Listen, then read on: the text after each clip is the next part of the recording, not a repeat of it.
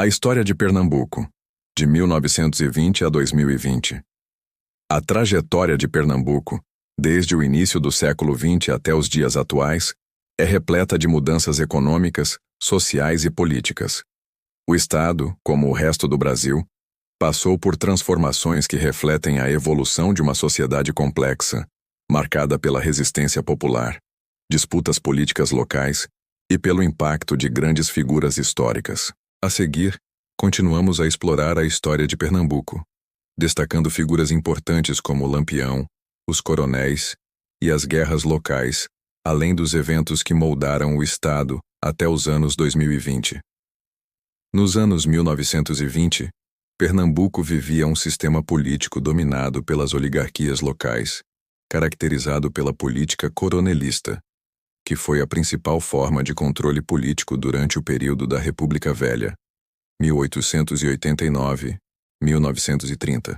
Os coronéis, líderes locais que dominavam as regiões rurais, controlavam a eleição de prefeitos e até mesmo governadores, através de um sistema de votos de cabresto, onde os eleitores eram coagidos ou comprados para votar nas opções políticas dos coronéis. Durante esse período, o interior de Pernambuco era palco de intensas disputas entre grupos políticos, muitos dos quais eram sustentados pela violência, como as disputas entre facções de coronéis. Os coronéis exerciam grande poder econômico e político nas suas localidades, frequentemente se enfrentando em guerras locais que tinham profundas repercussões na vida social e política do Estado. Em 1930, a Revolução de 1930, que resultou na queda da República Velha e na ascensão de Getúlio Vargas ao poder, também teve um grande impacto sobre Pernambuco. O Estado, que até então era profundamente dominado por oligarquias regionais, foi afetado pelas mudanças nacionais que ocorreram durante o governo Vargas. A centralização do poder, que Vargas implementou em todo o Brasil, enfraqueceu o sistema de oligarquias locais, diminuindo a influência dos coronéis e abrindo espaço para uma nova organização política em Pernambuco. Ainda assim, o Estado continuou a ser marcado por conflitos e tensões internas, especialmente no interior, onde o controle de terras e a luta pelo poder político continuavam a ser fontes de disputas violentas. Entre as figuras mais emblemáticas da história de Pernambuco no início do século XX, destaca-se Virgulino Ferreira da Silva, mais conhecido como Lampião, líder do cangaço. Lampião e seu grupo de cangaceiros, que operaram principalmente nos estados do Nordeste, incluindo Pernambuco, tornaram-se uma lenda da história brasileira. Lampião foi uma figura carismática que desafiou o poder das autoridades locais e das forças militares, estabelecendo-se como um símbolo de resistência no sertão nordestino.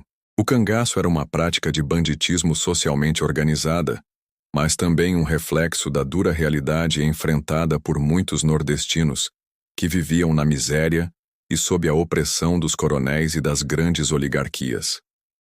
Lampião e seus seguidores, muitas vezes, eram vistos como heróis por algumas populações do interior, que o consideravam uma forma de resistência à opressão. Porém, sua trajetória também foi marcada por violência e brutalidade, o que o fez ser considerado um criminoso por outros. Lampião e sua gangue protagonizaram uma série de embates com a polícia, além de saqueamentos e confrontos com os coronéis. A perseguição implacável das autoridades à figura de Lampião culminou com sua morte em 1938, na fazenda Angico, em Sergipe, quando ele foi emboscado pelas forças policiais. Sua morte, no entanto, não apagou o mito de Lampião, que ainda é lembrado como um símbolo de resistência popular no Brasil. Durante a Segunda Guerra Mundial, Pernambuco, como muitos outros estados brasileiros, foi afetado pelas mudanças econômicas e sociais que aconteceram no Brasil durante esse período.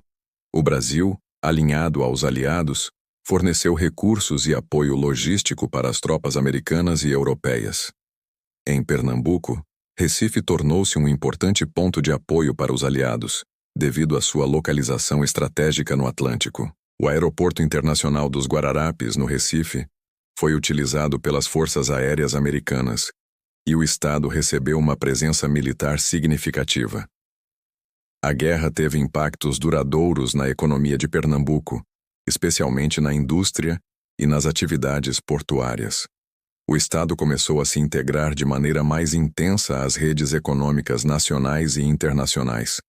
Além disso, o pós-guerra trouxe consigo desafios econômicos, como o aumento do custo de vida e a escassez de alimentos e produtos de consumo. Nos anos 1960 e 1970, Pernambuco, assim como o restante do Brasil, viveu os efeitos da ditadura militar, 1964-1985, um período de repressão política e censura. Durante a ditadura, o Estado foi palco de protestos e resistência de grupos políticos de esquerda, intelectuais e movimentos sociais, que se opunham ao regime autoritário. Recife, a capital, tornou-se um centro importante de resistência cultural e política. A repressão da ditadura levou ao exílio de muitos opositores, à censura das artes e à tortura de militantes. Pernambuco, com seu forte histórico de resistência, não ficou imune às violências do regime militar. No entanto, também houve um crescimento da mobilização cultural, com artistas como Chico Science e grupos de música como Nação Zumbi, que fizeram parte do movimento Mangue Beat, um fenômeno cultural que mesclou ritmos tradicionais nordestinos com rock, funk e outros estilos. Esse movimento foi uma resposta à opressão política, à desigualdade social e ao desleixo com as periferias urbanas. A transição para a democracia no Brasil, iniciada com a redemocratização nos anos 1980, também impactou Pernambuco. No entanto, o Estado ainda enfrentava problemas econômicos e sociais, com grandes disparidades entre a capital Recife e o interior. A partir dos anos 1990, Pernambuco iniciou um processo de modernização de sua economia, com investimentos em infraestrutura e uma diversificação de suas atividades econômicas. A indústria petroquímica e o setor de serviços começaram a ganhar destaque. O governo estadual também buscou implementar políticas para atrair investimentos externos e promover o desenvolvimento regional. Em 1997, foi criada a SUAP, Complexo Industrial Portuário de Suape, um dos maiores portos do Brasil, que se tornou um importante motor econômico para o Estado. A economia pernambucana começou a se diversificar e a integrar-se com maior intensidade ao mercado global. No início do século XXI, Pernambuco continuou a se transformar, com uma crescente presença no cenário nacional e internacional. As cidades de Recife e Olinda tornaram-se centros de turismo, com seu patrimônio histórico, arquitetônico e cultural, sendo reconhecidas como Patrimônio Mundial pela Unesco. O turismo, a cultura e a gastronomia também passaram a ser áreas estratégicas para o desenvolvimento do Estado. A tecnologia e a inovação começaram a desempenhar um papel crescente na economia, com a criação de novos polos de tecnologia e empreendedorismo, especialmente em Recife, que se tornou um centro importante de startups e empresas de TI, com o Porto Digital, atraindo investimentos e criando novas oportunidades de emprego. Entretanto, Pernambuco também enfrentou desafios, como a desigualdade social e os conflitos urbanos.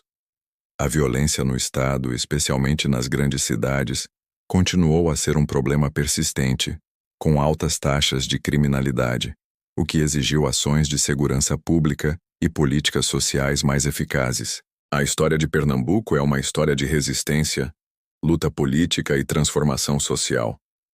Desde os tempos coloniais, passando pelas guerras internas e externas, o cangaço de Lampião, a resistência à ditadura militar e a busca por novos rumos econômicos, o Estado de Pernambuco tem se reinventado constantemente.